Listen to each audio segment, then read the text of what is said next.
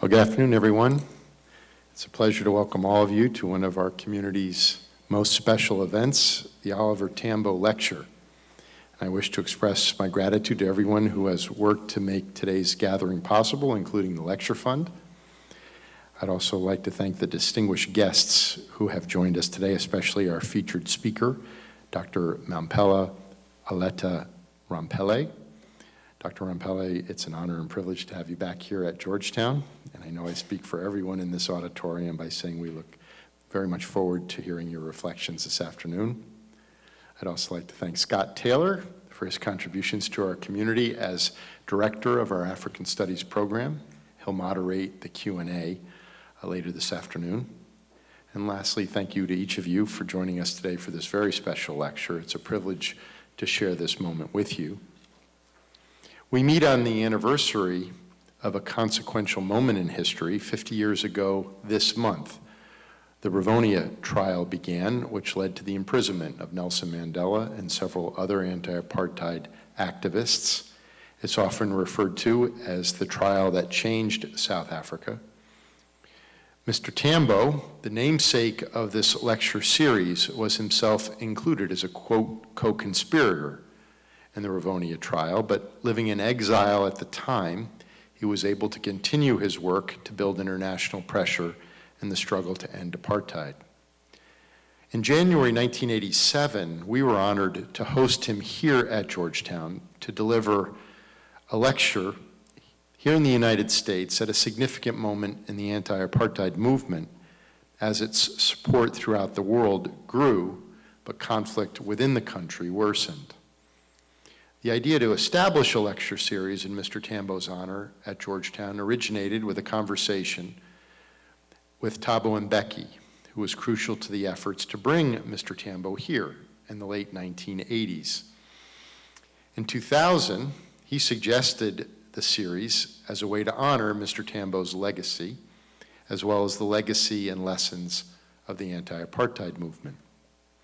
13 years after Mr. Tambo's lecture, Mr. Mbeki, as the new president of South Africa, inaugurated the Tambo Lecture Series, offering its first address.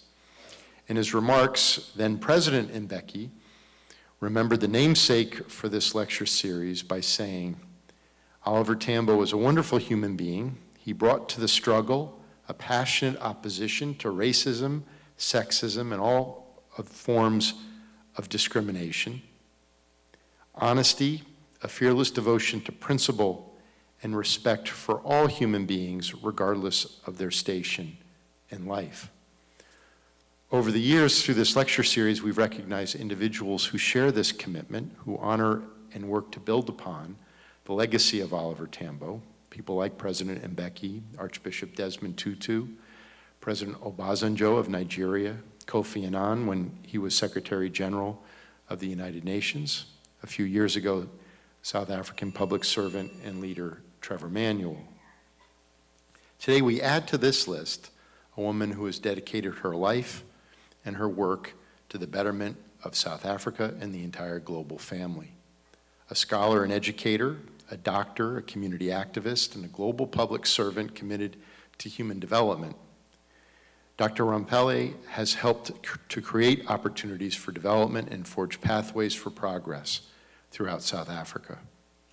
Facing adversity as a young woman due to her country's apartheid system, she overcame a ban that prohibited black students from studying mathematics and science, and in 1972 earned her medical degree. As a student, she was elected chairperson of the local chapter of the South African Students Association, and later she helped found the Black Consciousness Movement. During this time, she worked to establish community health clinics and organize citizens through her work with the Black community programs. In 1976, following the Soweto uprising, she was detained without trial for her activism. And shortly after being released, she was banned under apartheid and sent to a small, remote, and deeply impoverished area.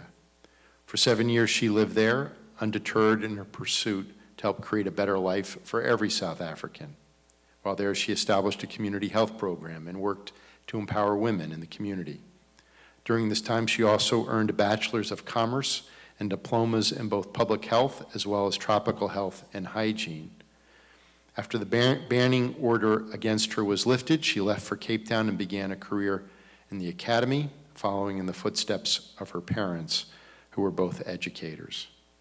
She joined the University of Cape Town as a research fellow in 1986, earned her PhD in social anthropology, and became the first Black woman to serve as vice chancellor at any university in the country.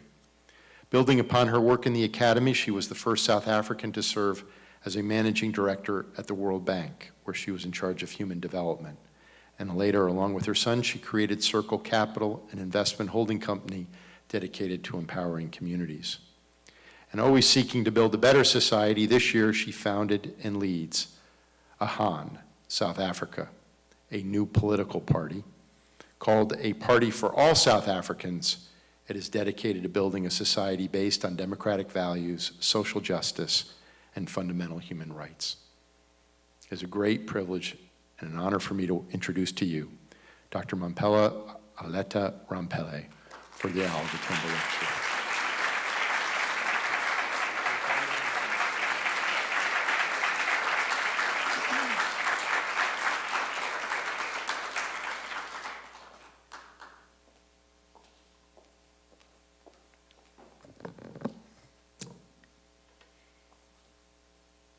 Dear friends, President Ibrahim, Dean Lancaster, honored guests, faculty, students. It's wonderful to come back to this beautiful city with such fond memories of my stay here whilst I was working at the World Bank. And so just looking at the street where I used to take my afternoon walks has really made me feel at home. Thank you for honoring me with the invitation to join the company of those who have delivered this lecture, named for one of South Africa's most distinguished sons. It is a particular privilege to me to come here to reflect on our progress and our challenges, since by giving Oliver Tambo that platform in 1987, when he was the leader in exile of the ANC. You as an institution played an important role in introducing him and his ideals to the American audience, and this during an era where conservative Western governments were still describing leaders of our liberation movements as terrorists. Your School of Foreign Service is renowned for its role in nurturing diplomats and public officials, and in setting and guiding foreign policy agendas. I learned that you have just inaugurated the School of Public Policy. Congratulations to all of you for this wonderful achievement. I'm sure the McCord School of Public Policy will play as important a role as the School of Foreign Service in improving the standards of governance, not only in the United States, but around the world. Finally, on a personal note, I'm proud that my son, Hlumelo Biko, had the privilege of a graduate school education here at Georgetown.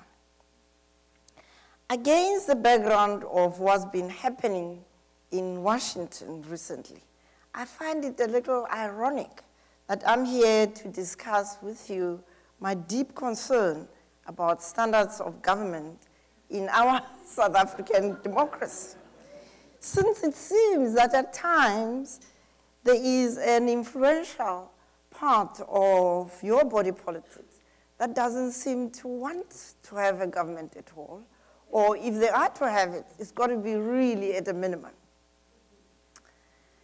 To understand why Oliver Tambo's legacy is important to our country, let me tell you a little about him.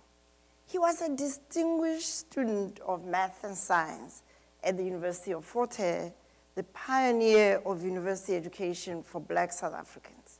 He went on to become an outstanding educator at the church-run St. Peter's School in Johannesburg, during which time he also became a founding member of the ANC Youth League.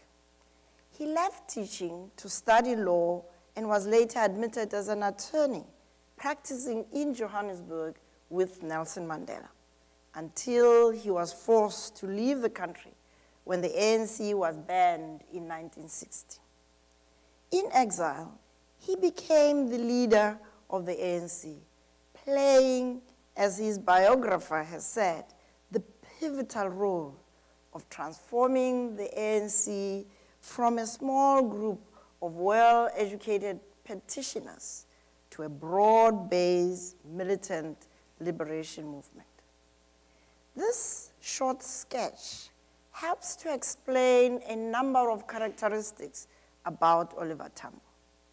His abiding interest in education, reflected in his organizing schooling for educating of refugees and activists who had fled the country after the Soweto uprising.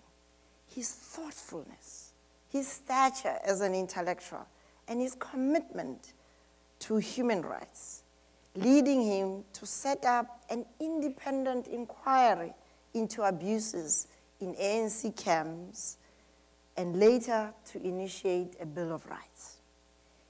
He was also an internationalist who built the ANC in exile by forming alliances and partnerships and persuading governments to boycott and isolate the apartheid regime. In all his endeavors, he was, as one of the founding members of our Constitutional Court, Albie Sachs, said, a natural Democrat. And his biographer has written that his followers said that he personified the lure of altruistic ideals, spiritual affirmation, and allegiance without material rewards to which they had committed themselves when they first joined the movement. At Oliver Tambo's funeral in 1993, Nelson Mandela said of his old law partner, Oliver lived because he surrendered his very being to the people.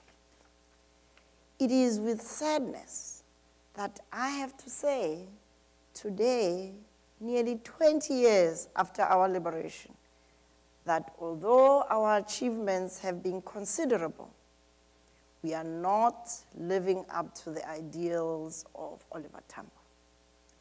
Many South Africans feel that the leaders of my generation have failed to deliver on the promise of freedom so that many of South Africans can enjoy the fruits of that freedom. Last week, the latest edition of the Ibrahim Index of African Governance, the leading survey of the quality of governance in 52 countries across Africa, was published. At one level, South Africa performs well on the index. Compared to many African countries, we are still a land of immense potential, well endowed with natural, mineral, and human resources. We have one of the world's most admired constitutions, which on paper protects fundamental human rights, enshrines respect for the rule of law, and affirms the values of dignity, equality, and freedom. Our democratic government in 1994 inherited a relatively developed economy with some of the best infrastructure on the continent. But what is distressing is to see the areas in which the quality of governance in South Africa is slipping. In 2 of the 4 main categories used by the Ibrahim Index as benchmarks to measure the quality of governance, participation and human rights, and safety and the rule of law, our score has declined significantly against the figures of 2000 when the data was first gathered. The Ibrahim Foundation regards this decline as notable. We have improved in the category of human development, but in 2012, we still fell behind countries like Tunisia and Botswana. In education, we fall behind Ghana. In healthcare, we were lower on the index than Libya. Imagine, Algeria and Egypt. We have improved in the category of sustainable economic opportunity, but our annual growth rates are below the average in Africa. And the overall statistics mask the huge disparities between rich and poor, matters to which I will return. Speaking in Cape Town earlier this month, the former UN Secretary General, as the President said, one of your past speakers in this series, said that members of Parliament, as the politicians in closest contact with citizens, have an important role to play in holding leaders accountable. But in South Africa, that role is undermined by our electoral system of proportional representation. You don't get to Parliament in South Africa because the people in your constituency vote for you. You are appointed from a list drawn up by your political party. The system was adopted in 1993 as a bridge to give comfort to minorities so that they are not completely excluded from Parliament. But the effect, after so many years at the national level, has been that legislatures are more beholden to party bosses than they are to voters. Kofi Annan added in his Cape Town speech, after all, it is transparent and accountable institutions, not strong men or strong leaders, that safeguard democracy and create the conditions for peace and prosperity. But in South Africa, the institutions underpinning our democracy are either underperforming or under fire from within the governing party. Until quite recently, we had a great deal of confidence in the Independent Electoral Commission. But in the past year, that has been eroded by maladministration right at the very top. And recently, we had an official of the IEC refusing to register independent candidates for a local election in order to protect the governing party. Our national ombudsperson, the public protector, is doing an extraordinary job in exposing corruption and poor administration. But members of the governing party in Parliament, who should be defending him, instead give every impression of trying to undermine him. Our president has manipulated the justice system in order to avoid charges of corruption that are still hanging over him. He's fighting at every step to avoid surrendering for public scrutiny the documents upon which prosecutors base their decision to withdraw charges of corruption against him. The appointment of a new National Director of Public Prosecution has been mired in controversy, with the president's first choice dismissed as not a fit and proper person. Prosecutors acting under the leadership of a temporary director have dropped corruption charges against a number of prominent figures because of their closeness to the politically connected people in the party. whilst our courts are still independent, government representatives in the commission which recommends the appointment of judges show every sign of seeking candidates who are sympathetic to the executive rather than those who stand the scrutiny of merit, as was the case when President Mandela was president. We were very proud of the human rights lawyers who occupied the branch. And right now, our apex court, the Constitutional Court, is embroiled in scandal as a result of a private appeal made to 2 of its members by a judge president in the lower court to make sure that those judges favor President Zuma in a matter which was before that court. Our civil and political freedoms are at risk. Our country has lost the moral authority and the international respect it enjoyed when we became a democracy, largely because we have failed to understand the complexity of formulating foreign policy positions in an interconnected world. We have not utilized the expertise that resides among South Africans. The most serious flaw in our foreign policy stances is our failure to consistently align our policies with the human rights principles of our Constitution. We have taken positions on matters such as Zimbabwe, Darfur, and Burma that are at variance with our human rights principles.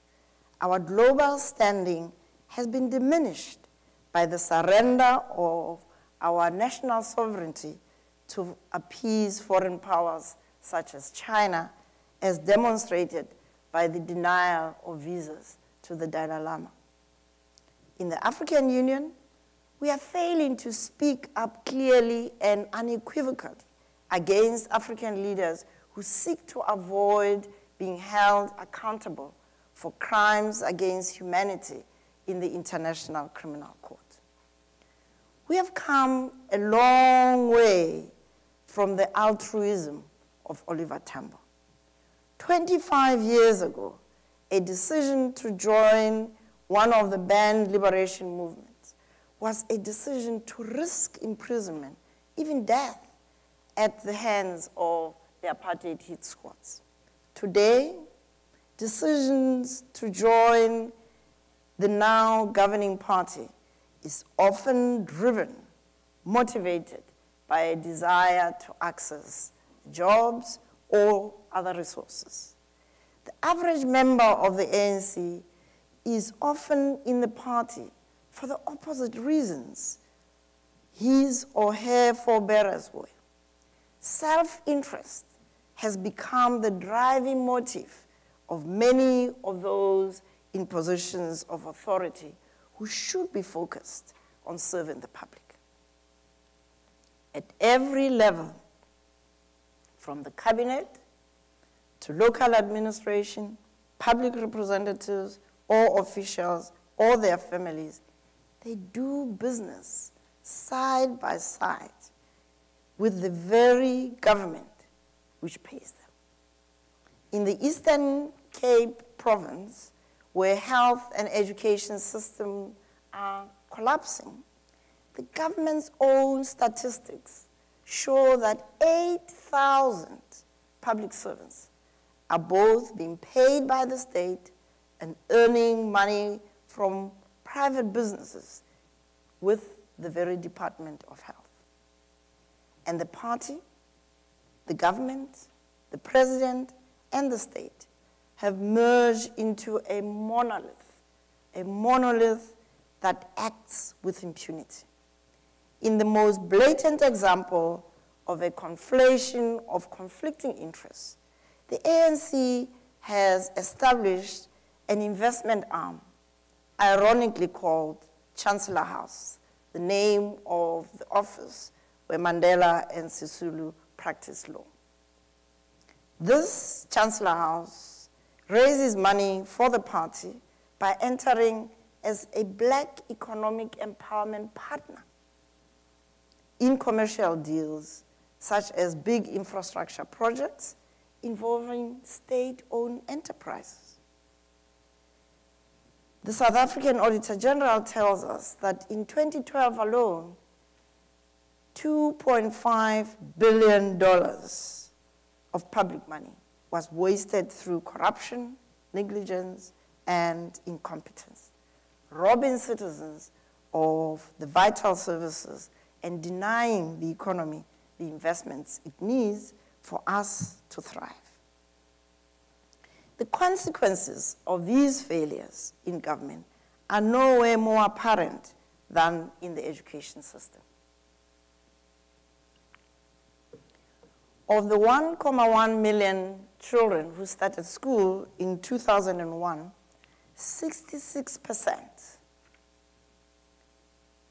left school or dropped out by 2012 without any qualification. Only 10% of those who were in that original 1.1 million children were eligible to go to university. It's a wasteful, criminally wasteful system. In the same year, 12-year-olds that were tested attained only 43% in literacy tests and a shocking 27% in numeracy tests. I have said on numerous occasions that our government is delivering education that is worse than the education we got under apartheid. And this in a system which was designed to give us inferior education, to then be worse than that is criminal. Many young people today can't find jobs because they can't read, they can't write, they can't think logically. And the failures of our underperforming education is leading to an underperforming economy. We don't have adequate skills to run a modern 21st century economy. We have about 800,000 vacancies for skilled jobs alongside 600,000 graduates who can't find jobs because their skills are not what the market requires. The IMF has also issued reports that give us a warning of our declining growth rate. We are now, this year, estimated to grow at only 2%, when we know we need to be growing at 5% plus to just keep a lid on the unemployment rates. The IMF survey accompanying this report is that at these growth rates, the economy creates jobs, but not enough for the growing labor force and those currently without work. Unemployment remains stubbornly high, above 20%, but if you take into consideration those who have given up looking for a job, we are really close to the 40s. And for young people, the levels are above 50%. Now you can imagine with this underperforming economy, we have growing inequality and poverty. And these are dangerous elements to have in a society where people have legitimate expectations of higher standards of living. Even the presidency itself acknowledges that South Africa still ranks amongst the most economically unequal societies in the world. We have a frightening phenomenon of a declining proportion of economically active people, which results in an increasing number of people dependent on social grants.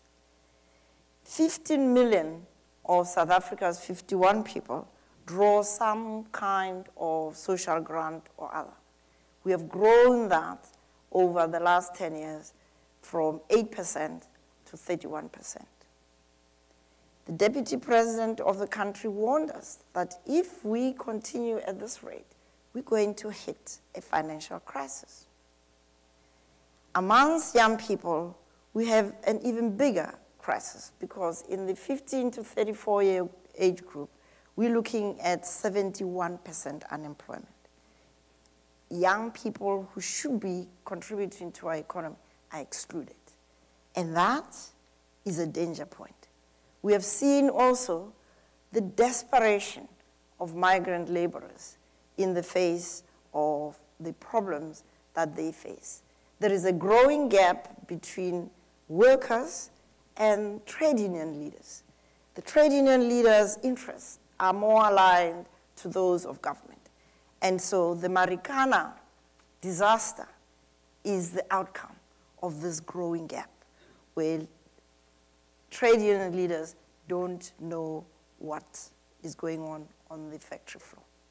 So why are we South Africans failing to deliver on our potential? Why are we squandering our legacy? At its heart, I believe our problem is one of mindset.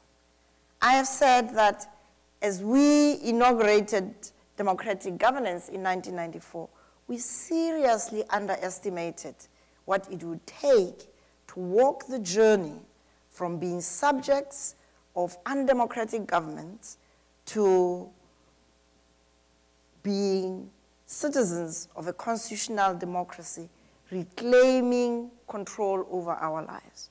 We did not stop and take the time at the beginning of our journey to work on shifting the mindsets from those of compliant subjects to those of dignified citizens. Too many of us sat back and said, well, Mr. Mandela is in charge, he'll take care of everything, and we're checking out. But it goes further than that. We have not yet overcome the fear of which Steve Biko spoke of more than 40 years ago in 1971, when he said of black South Africans under apartheid that they have been successfully cowed by brutality. He spoke of a fear that erodes the soul of black people in South Africa, a fear so basic in the considered action of black people as to make it impossible to behave like people, let alone a free people. Of course, our context has changed, but we South Africans have not yet eradicated the demons of our past. As black people, we have not yet psychologically liberated ourselves from the sense of inferiority and been able to take charge of our destiny. And white people, too, have become afraid to speak up in the democratic era. They are afraid that they will be called racist. And many, because they're still feeling guilty, are cowed. People in poor communities say that they are afraid of losing their social grounds if they stand up against the governing party. Leading professionals and business people are afraid to speak their minds, and some of them are honest enough to say, quite frankly, that they don't want to run the risk of their businesses losing government contracts. So, what are the solutions to our problems? What is to be done? Some of you know that I have never been a member of a political party ever in my life. I've never aspired to political office. Many of you will know that over the past year, I have come to the conclusion that civil society action alone is not going to change South Africa. Hence, the establishment of Ahang South Africa, which is Build South Africa. We will contest the national and provincial elections next year, and we will give voters a credible alternative to the ANC. And this we say because in 2009, fully 41% of registered or eligible voters did not vote. They couldn't bring themselves up to vote for what they called a corrupt ANC, nor could they vote for the Democratic Party because they are feeling that they can't really identify with its policies. The response that AHANG SA has received since our launch as a political party in February and as a party middle of the year has been huge. People believe that at least this creates a platform that they can identify with. We believe that restoring the promise of freedom is possible if we have clean government, a government that listens to people, a government that is accountable to them in a transparent manner that ensures competence and that is seen as a government of the people, by the people, for the people. We at AHANG SA started unveiling our detailed policies, and some of our principled objectives includes an economy that can be restructured to become more competitive and thriving, more inclusive of all those who are currently on the margins of society. We believe that with competent leadership, we will grow jobs, we will boost infrastructure, and we will be able to have the skills that will be able to turn our country around. We also believe that we need to break down the monopolies and the cartels that are currently raising the cost of doing business in South Africa. In education, we want to build an education and training system that equips young South Africans for the challenges of the 21st century, which reignites their self-confidence and hopes to be part of shaping the country of our dreams. In the public service, we are going to have zero tolerance for corruption. We are proposing that only competent professional people should be in the public service. We will be doing a skills audit to make sure that only those who deserve to be there in terms of their attitude are in the service. We also are proposing a minimum 15-year jail term for anyone found stealing money from the public, and anyone in the private sector who is part of that problem. In the health sphere, we want to build a healthcare system that will make it possible that every South African receives quality healthcare irrespective of where they live, irrespective of their economic status or level of income. Crucial interventions in this area means that we need to have more professionals. South African health professionals are everywhere in the world. Very high-skilled people. Will encourage them to come home. With safety and security, we want to restore pride in policing, to help policemen live the values of a human rights policing culture. We want to make sure that we provide them with the resources, with the skills training, and with the rewards for good behavior. As the shareholders of our democracy, South Africans are saying that it's time for change. AHAM believes in the restoration of the founding principles of our democracy. We believe in placing people at the center of the democratic process. We believe on focusing on empowering people to govern. South African citizens are effectively being prevented from governing by the country's electoral system. That is why we have launched a 1 million signature petition for electoral reform. We believe that we need to bring the representative and the voter closer together in a mixed, proportional, and constituency-based system. We believe that this should be the first order of business after next year's election. Above all, We need to build social cohesion in South Africa. Many South Africans are imprisoned by our past, trapped in identities determined by colonialism and apartheid. For citizens, most of them still believe in the primary identities of ethnicity, religion, and economic class. We need to build a common sense of a South Africanism that we can all be proud of.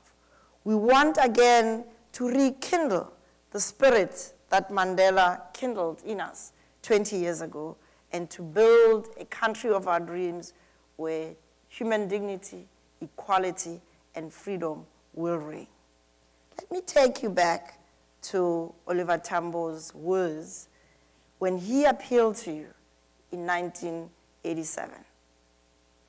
And I quote, "We would also like to convey to you something of the resolve of the despised million of our country, to be victims no longer, to emancipate themselves, and to free their oppressors from the burdens that all who practice injustice impose upon themselves.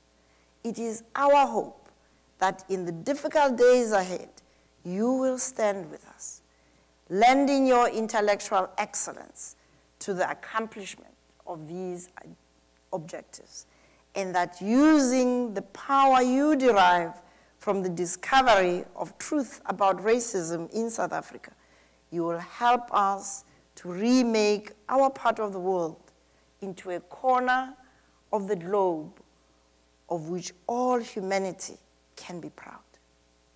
Some of those objectives that he outlined have been achieved, but many of those millions of whom Oliver Tambo spoke have been left behind in the last 20 years. They do not feel that they are citizens in charge of their own destinies.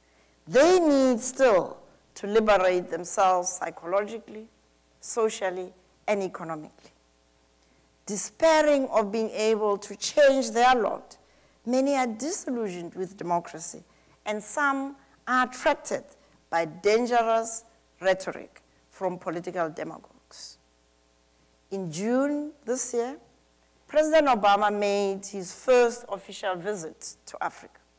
He came to speak to us in Cape Town, where he proclaimed what he called a new model of partnership between Africa and America, a partnership of equals, which focuses on the capacity of Africa to solve its problems and to grow.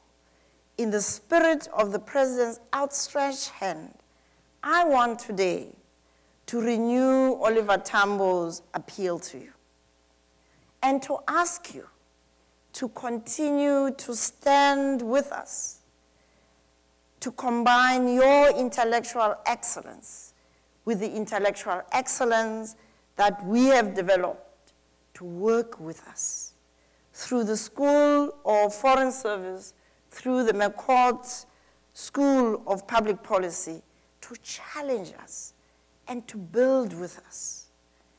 In this way, we, South Africa and the United States, can serve not only the people of my country, not only the people of your country, not only the people of Africa, but we can serve all of humanity. Thank you.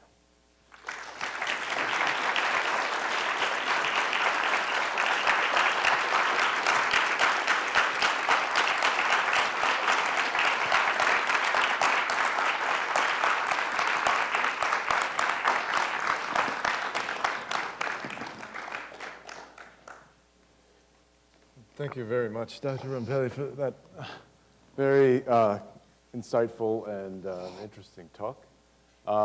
We now have time for a bit of discussion. I would like to point out that we have 2 microphones on each of the aisles to invite people to come down and offer a question. But as we transition to that, I'd like to pose one myself, so I can take that prerogative.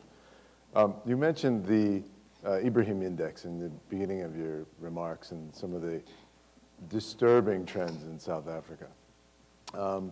Another index, which I think a lot of folks may be familiar with, is the Afro Barometer, which is a public opinion survey of popular opinion across Africa. And it finds in South Africa, as elsewhere in Africa, that actually the public's demand for accountability is surprisingly low. That there's a gap between how much they want to hold their leaders accountable. And I wanted to ask you about this problem of accountability and what some of the tools are to mobilizing civil society, or indeed society at large, to begin to hold leaders accountable. Because it seems to me some of the challenges that you raise and some of the priorities that Ahang has are going to be very difficult to reach unless you can mobilize that civil society first, for people to take responsibility and to demand accountability of their leadership, of their government first. So I wonder if you might shed some light on that issue. Africa suffers from the legacy of liberation movements, that people feel that they owe their freedom to these liberation movements. And also in the aftermath of a white colonial experience, they don't want to be seen to be criticizing a black government, because they seem to think that it will simply play up to the prejudices of the departing colonialists. But I think also at the heart of it, even the most educated Africans haven't really gone through this mindset change that I was talking about. That there is no real commitment to being a citizen who not only has rights, but responsibilities.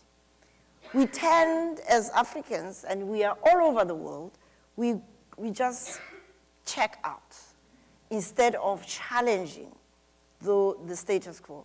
And so in many countries, the intelligentsia is living abroad, and ordinary people are struggling just with survival, and many are afraid that if they raise their voices, like I said with South Africa, they'll take away the little that they have. So we have a big job in Africa of getting the civic education to be part and parcel of the school system, the university system, workplaces, places of worship, so people can really develop a greater sense of being agents of their own destiny. And do we have to look to the state to provide that civic education? No, I believe that religious leaders in my country, certainly, they played an enormous role during the struggle for freedom. They just checked out after 1994. We need to return to that. Civil society organizations need to be pushing this educating for democracy. But there is nothing stopping parents demanding that their children get civic education in the school system. Okay. Please, go ahead. Mamphela, this is Maureen Lewis. It's very nice to see you again. Lovely. And to hear your stirring words. You have always been a wonderful leader, and it's wonderful to have you at Georgetown. I wanted to ask you a couple of things following on that.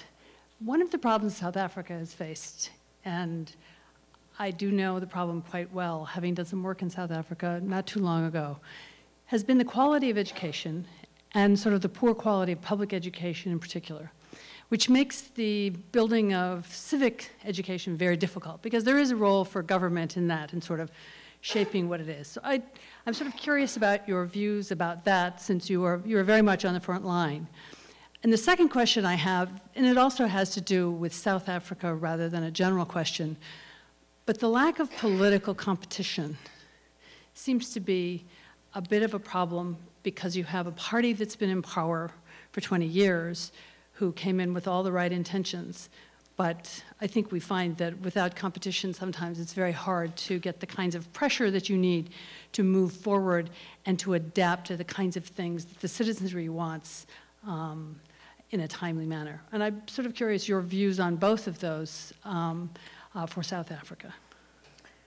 With regard to civic education, I believe that despite the poor performance, or in fact because of the poor performance in education, we need to mobilize parents to demand that. And we need to get civil society organizations that do get involved, even in the public education space, to focus much more on this issue than we have done in the last 20 years.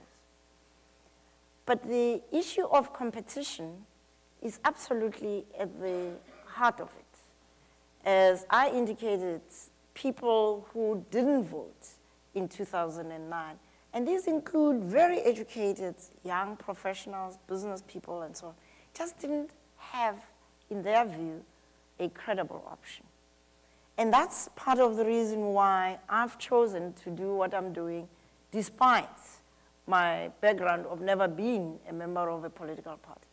It is because I passionately believe in the future of South Africa that I've decided to offer my leadership to break this mold. Because in a way, given my background as a freedom fighter, I can't be dismissed in the way that they can dismiss other players in the space. But obviously, the challenge for us is time, because the election is just around the corner. So we have to be very smart in using the social media platform to penetrate every young person's mind space. And we are making progress, but we need to make more progress. But we also need to get the help of the business community. I have been saying to the business community, the best way of improving the environment in which you do business is to make sure that we strengthen the democracy. And you need to make sure your workers on your factory floor, on your office floor, are actually educated to understand the power of the vote. Every vote is going to count in 2014. But we also need the international community to start preparing themselves to come and help monitor the elections of 2014. There will be attempts to steal. As I've indicated to you, we already are seeing very worrying trends within the IEC.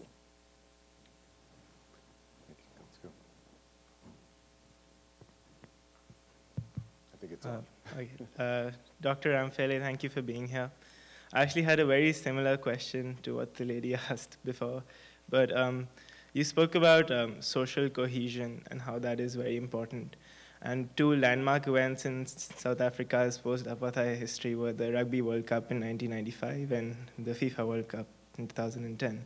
So what role do you think such events play in helping society become more cohesive, and in case South Africa? Those events are important, but if you do nothing in between them, you lose the momentum, and that's exactly what's happened. One of the fundamental issues we are raising in terms of transforming the education system is to promote sports. Many children grow up going to schools, living in villages or townships where there is no sporting facility. And that really isn't a problem we should have in South Africa, because we have the resources to be able to build those.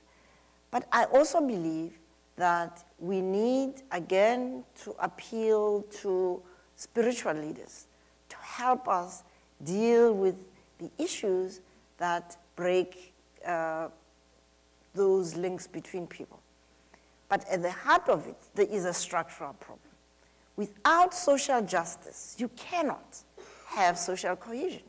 We need to address the gross inequalities in South Africa, the miserable poverty that people are immersed in a country with so much of resources. So for me, the issue of tackling the structural issues of an economy that should develop and that should create jobs, an education system, and a healthcare system that will be able to create the kind of human capital that will be able to build this cohesive society. Back to this side. Hello. My question, you mentioned before how you're trying to create a common South African identity and that people can be proud in their history. What concrete steps do you plan on taking to get around the past years of injustice that go back hundreds of years in South Africa? Well, like any big problem, you take it one step at a time. One of the failures of post-apartheid South Africa is not to change apartheid's geography. You fly into any city, you can see where black people live and where the rest of us live. It is a crying shame. And therein lies the opportunity to kickstart the economy. Because imagine if you were to build human settlements that are more imaginative, where poor people live closest to the facilities in the town, where young people grow up in mixed residential spaces, where they don't grow up living with a granny and a mommy and that's it. But also, that issue of children who grow up together don't have these issues that we have. I mean, I look at my own sons. Khumelo is much more conscious of these issues. Malusi, who grew up in a completely different environment. I mean, for him, friends are just friends. So you don't even have to work at it. So we need to create the environment that will enable young people to do what young people do. They just love people because they're people. Do you think you'll have the cooperation of, I mean, you talk about changing apartheid's geography. Mm-hmm.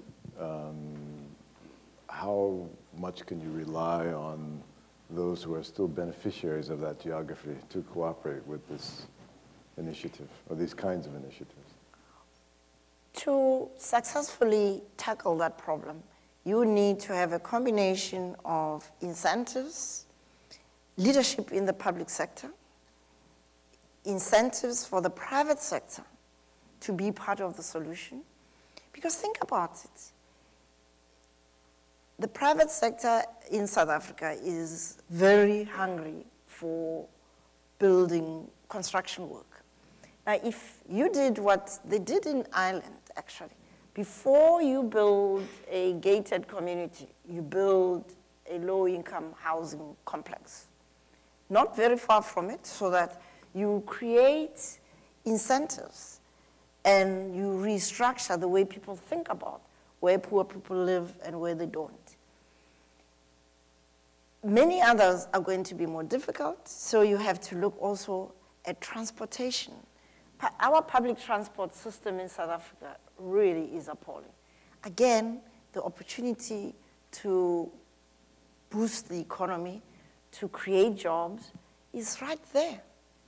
And I believe also if we create an education system that creates self-confidence, people will be able to cross these boundaries much easier than if you can't read, you can't write, and you are supposed to have a high school diploma. You live a life of shame. Let's go back, Professor Madava. Thank you very much for what is, for some of us, a moving speech, and in many ways, a wake-up call for South Africa. It raised two issues in my mind. One is the fact that in order for political parties that are standing against the ANC to really bring about change, there will need to be some kind of coalition building among the opposition groups and parties. What are the possibilities, what are the chances of some of your colleagues and you coming together and forming that kind of a coalition? That's my first question. My second question is about leadership.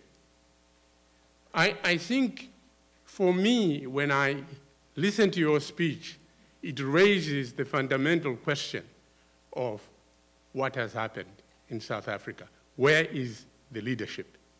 And how are we going to rebuild that leadership? The first question is absolutely at the heart of it.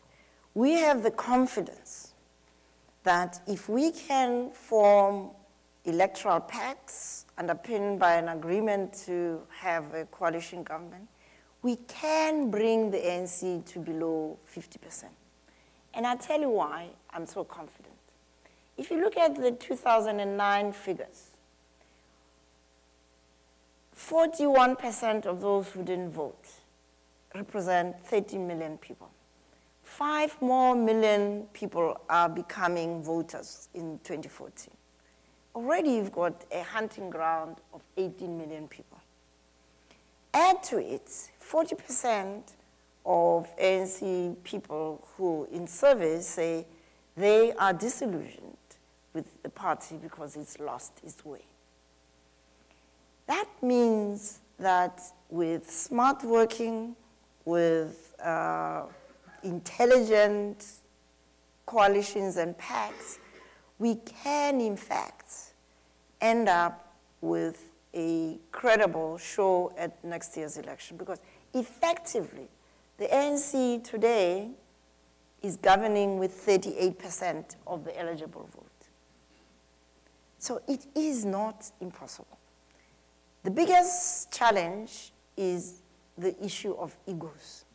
Now, I come into this not really interested in positions. I just want to do what you are talking about, this issue of leadership.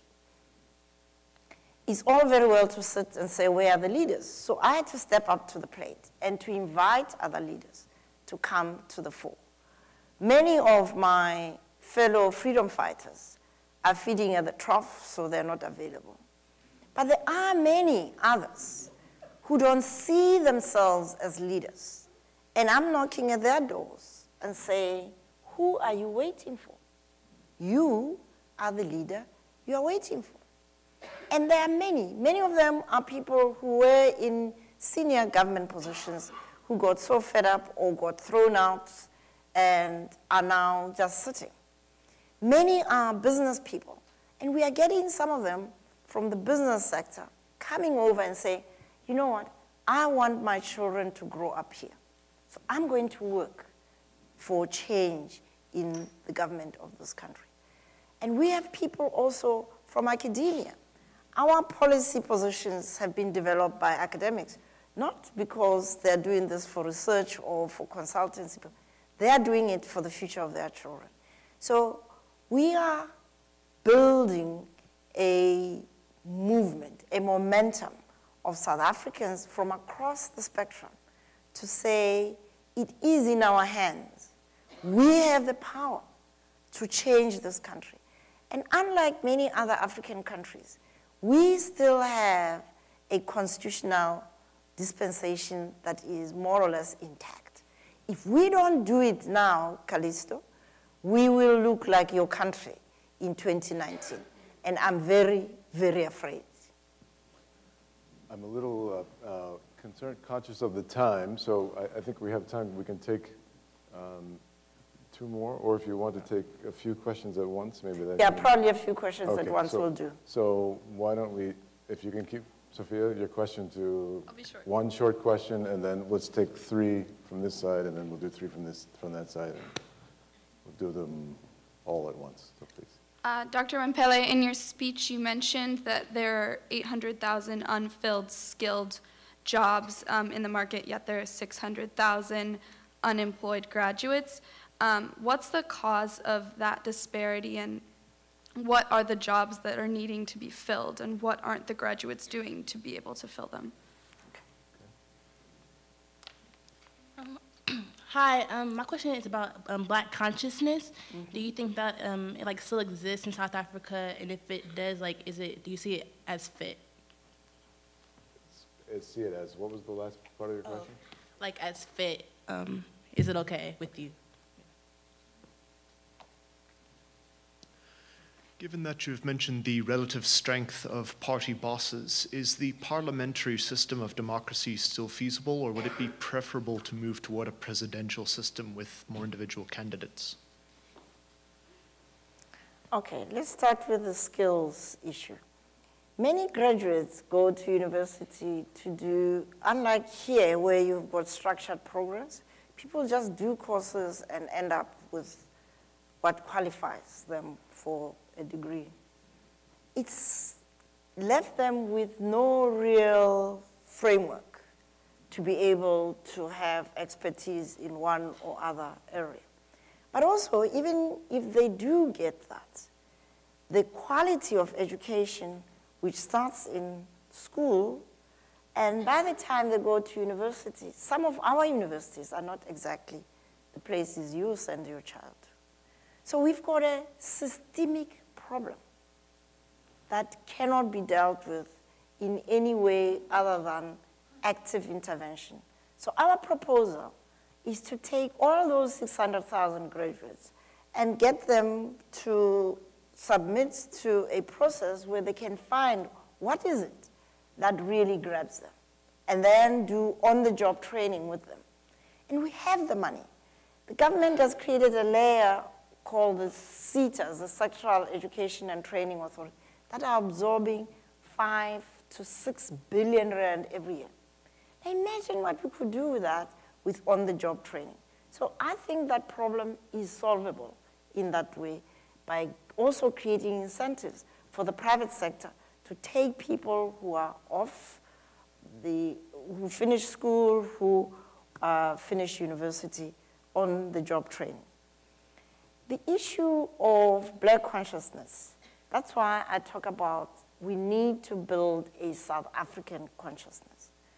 I was assisted by Black consciousness to overcome the inferiority complex of being Black in a very white, male-dominated environment. But today, we need a South African consciousness, which doesn't exist yet. That's why I talk about mindset change. People need to really ask themselves, who is the person inside here? And how is this person able to make a contribution which is unique? Each one of us have got a unique contribution to make on this globe. That's why we have been put here. But if you don't even know that, you spend the rest of your life as a victim of people who dominate you, or as someone who always feels inadequate. I think that this issue of consciousness raising is an important part and parcel of the civic education I was talking about, but it's also an important part of spiritual development, which should be happening.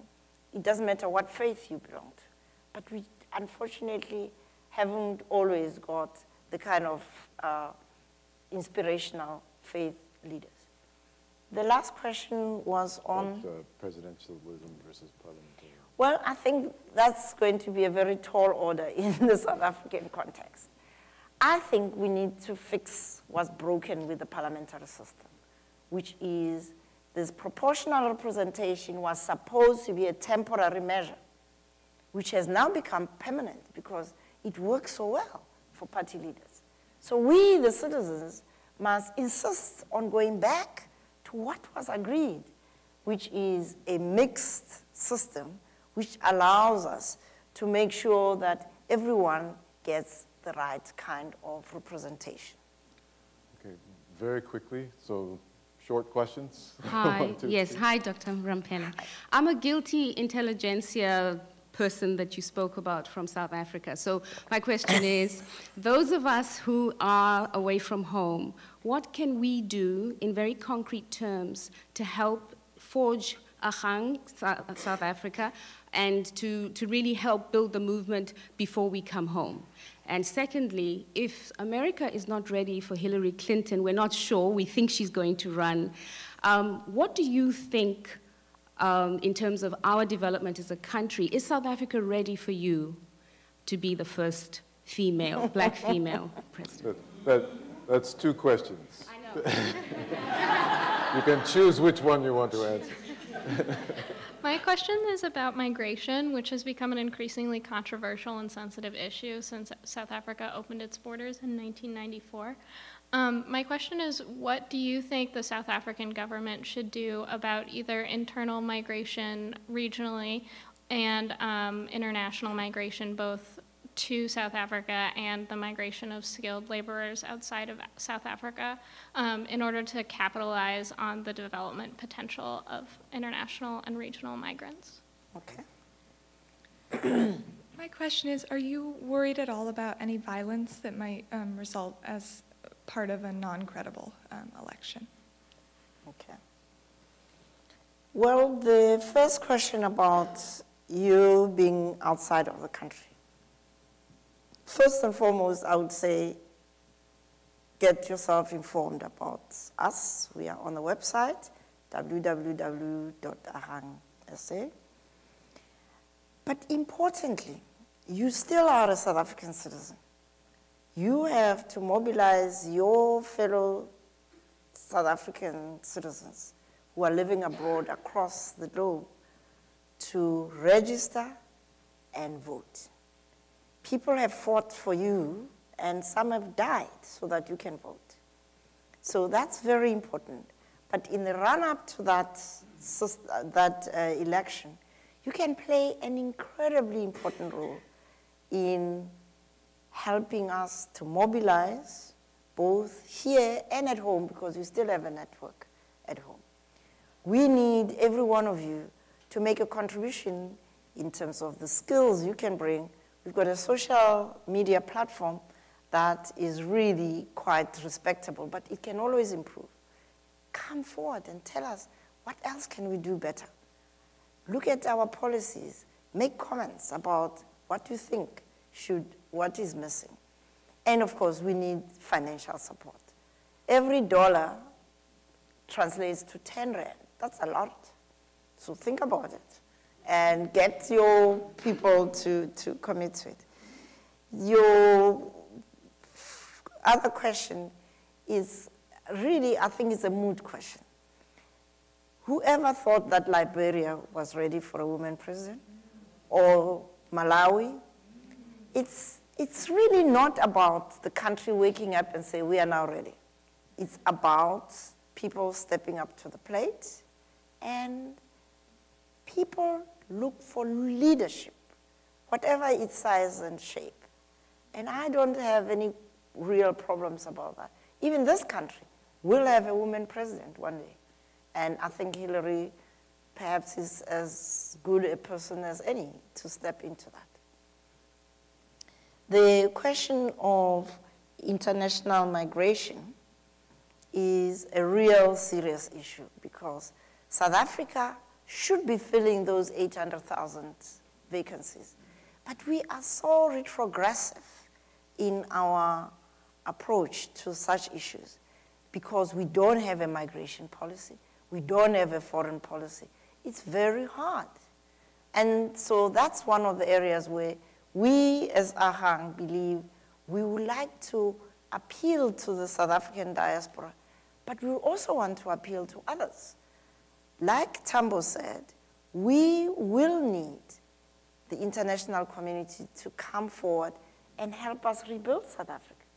We will need doctors, we will need engineers, we'll need town planners, we'll need people who know something about policing to help us clean up our systems. So I don't have any doubt that an international migration regime will have to be established that deals with that. There was one other question. The last question was about your concerns about violence, and if the election is, as you suggested, could be, your concerns about the potential for violence.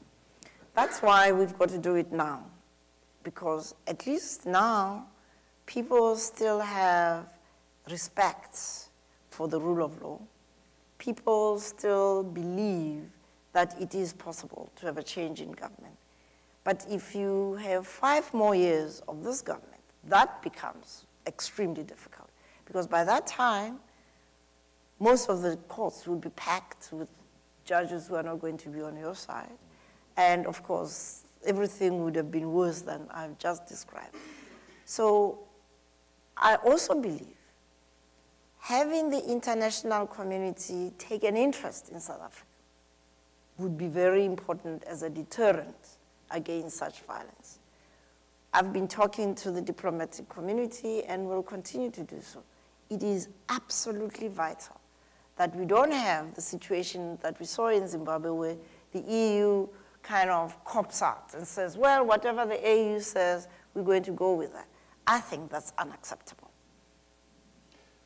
I want to invite all of you to join us for a reception in the Fisher Colloquium just now. But before we do that, I hope you will join me in thanking Dr. Ramphele for her wonderful talk and for visiting us.